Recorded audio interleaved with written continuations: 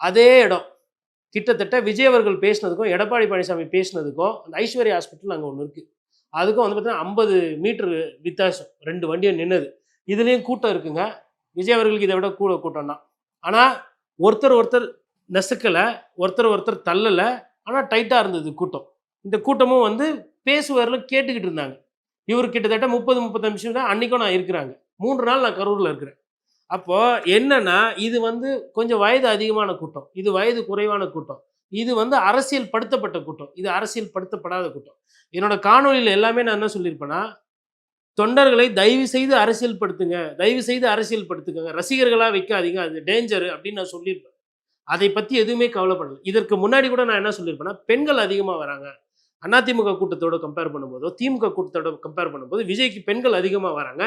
பெண்களுக்குன்னு தனியாக ஒரு இடம் ஒதுக்கணும், இல்லை ஒரு கயிறு போடணும், இல்லை தாய்மார்கள், கர்ப்பிணி தாய்மார்கள், இல்லை குழந்தைகளோட வந்தாங்க, குழந்தைகளோட இருக்காங்கன்னா அவங்களுக்குன்னு ஒரு இடத்த வந்து இயர்மார்க் பண்ணணும். இதை விஜய் செய்ய தவறுறாரு நேராக பேசியிருப்பேன். இப்போ அவ்வளோ பேசணும், நம்ம கரடியாக கத்தணும். எல்லாம் வந்து என்னப்பா நம்ம கட்சினா என்ன, மயக்கம் போடுறது புதுசு இல்லையா? திருச்சியில் மயக்கம் போட்டோம், அரியலூரில் மயக்கம் போட்டோம், நாகப்பட்டினத்தில் மயக்கம் போட்டோம், கரூரில் மயக்கம் போட்டோம். ஆனால் கரூரில் ஜனங்க ஏஞ்சி வரல.